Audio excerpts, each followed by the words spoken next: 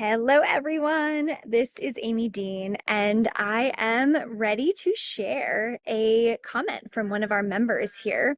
And just for all of you who are new or have not participated yet, we have Tuesday Transformation, which every single week in our Facebook group, you will notice, I believe it's in the events section of Facebook, but either way, you will be reminded every week in the group to post a question or a comment with anything you need, any questions that are coming up for you, anything that feels unclear, or anything in general that you need support with right now. I'm here to create personalized videos for you and to help you tap into your highest and best self.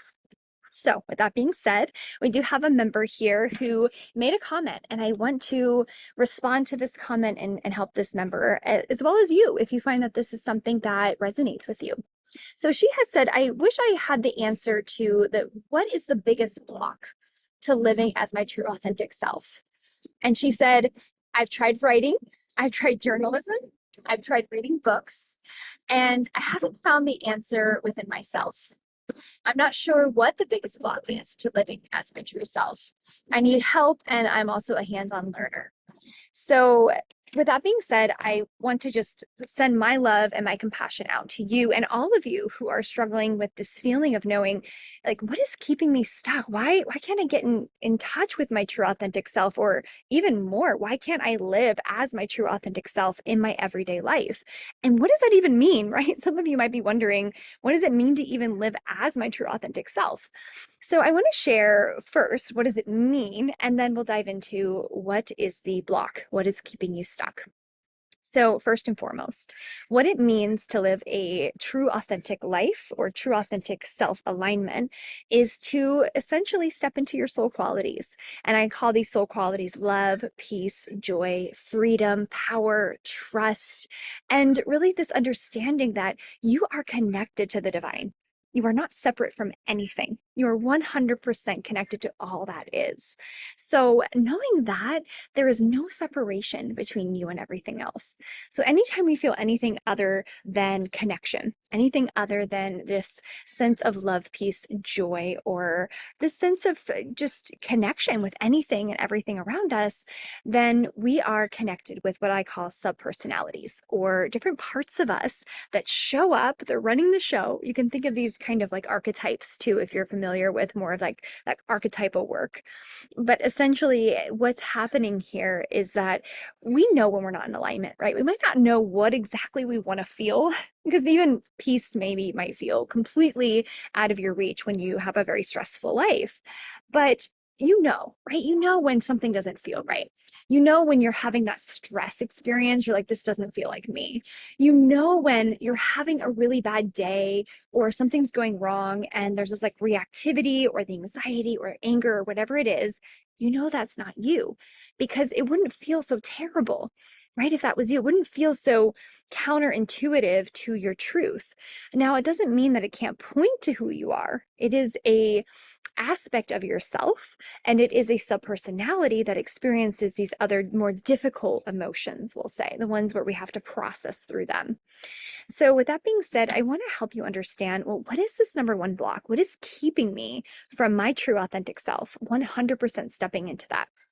Well, one thing to note is that every single person has this innate knowing of who they are deep within. So it's not something you have to go fix. And I understand that seeking outside is what we tend to do, right? We want to try to figure it out through writing or through taking courses or reading books. But the truth is, what's really happening deep at the root here is there is a lot of wounding there. And this wounding, this is very subconscious often, as we think about survival wounding, shame wounding, disempowerment wounding, or, if you think about it also, we have abandonment wounding in many different ways. So that's at the core, right? But that's not how we typically see our lives, and we're not thinking about it in that way. What we are thinking about every day is, this sense of like, something's wrong, something's off, I'm not happy, right? Or I'm feeling really irritable, or I'm feeling really reactive, or something's really off inside. So that's what's really happening, right? At the root here. So when we understand that, then we can understand when we have these different experiences of self show up, whether it's a perfectionist or a critic or a people pleaser, or different aspects of yourself that are very control based. you can 100% bet that underneath all of that is your inner child and these core wounds that I just described to you. So, with that being said, the number one way to heal that and to move through this challenge with these woundings is to first identify it, become very self-aware of noticing, like, when do I feel the least like my true authentic self? When do I feel most triggered emotionally? And when do I feel most disconnected from my soul? And just when you identify that, if you can sit with that for a moment and say, this is when it happens. For example, when my boss criticizes me at work, for instance, right? When my partner comes home late and is in a bad mood, or when my children are acting up. So just notice for yourself, when is it that you feel the least like yourself? The most, let's say, distressing emotions, right, that you could feel show up. Those are the moments where your wounding is getting activated. And so I encourage you to sit with this and to first give yourself so much compassion, because it's not your fault that you're not living as your true authentic self. It is something we all have to go through. It's our own human or our spiritual journey, really, back to oneness and back to ourselves, to identify these wounds, to bring awareness to them, and to love ourselves through them.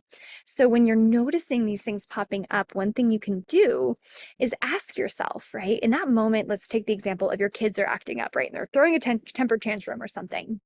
In that moment, to come back to this question within yourself, which wounding might this be connected to? Right? Why am I getting so upset? What is this really connected to? Is it a survival-based wounding? Is it shame? Is it abandonment? Maybe? Is it disempowerment?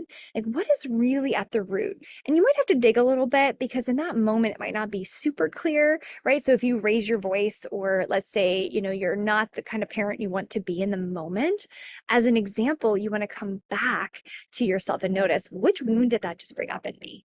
Right? Like, I got irritable and then I yelled, or I said something I didn't want to say, and that's not what parents should do. And then all of a sudden you come back to this feeling inside, right, that something's wrong. So notice that. Notice that at the root of all of it, right, is typically shame, right? This is a big one. But I just encourage you to explore your inner world a little bit here. And then if you would like to dive deeper, if you want to understand these core wounds at the very depth, I encourage you to book a call with our amazing Awakening Transformation team. And this call is free, it's complimentary, and essentially it's a coaching call to help you understand, what is your number one core wound? What is keeping you stuck personally, so that you don't have to do this deep dive on your own, and that you can actually go alongside, this journey with others who are also on the same path as you. So please do book a call if that feels right to you, if you want to explore your inner world more deeply. And then I look forward to hearing your reflections as well. All right, namaste to you.